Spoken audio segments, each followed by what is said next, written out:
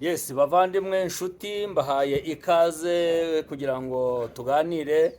Ndi kumwe n'umutumirwa hano, ariko abantu benshi bamuzi kuri social media, ariko harimo n'abantu benshi batazi amazina ye. Mu by'ukuri rero ndagira ngo njyewe uyoboye ikiganiro Muranzi ni Ntambara Emmanuel, mumenyereye mu byigisho by'ijambo ry'Imana ahantu hirya no hino hatandukanye kuri Sano 250 n'ahandi, ariko uyu mutumirwa ndagira ngo abibwire, hanyuma n'abamuforowinga bajye bamenya ese uyu muntu ninde.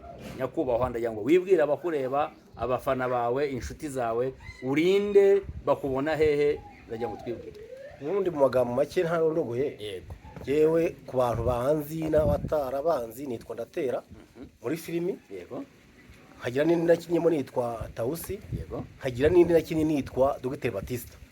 Hari iyo wakinnye witwa Dr Batista, Dr. Batista, ni ukuvuga ngo uvuze ibintu bitandukanye. Hari izo wakinnye ukina komedi, Aha. hari n'izo wakinnye ukina filime. Hanyuma ndashaka kukubaza ibibazo bibiri.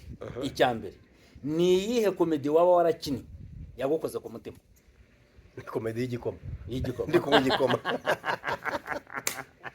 Unywa igikoma. Muri kugahoza. Ariko siko iyo ndayibutse.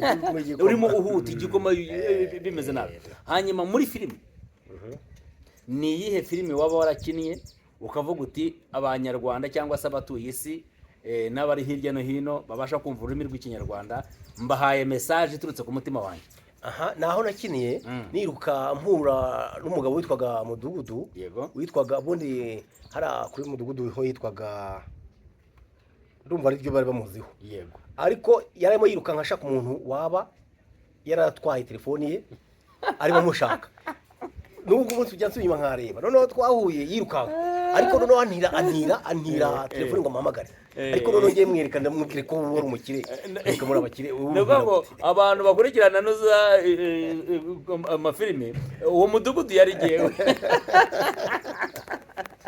Hanyuma murakoze cyane rero, ubwo twari dusa nkaho dukomeje, ariko mu kanya tugiye kwinikiza ikiganiro turimo tureba ku minsi mikuru, turimo tureba imbogamizi n'ibyiza biri mu minsi mikuru. Ciao ciao. Nibibi byayiganza.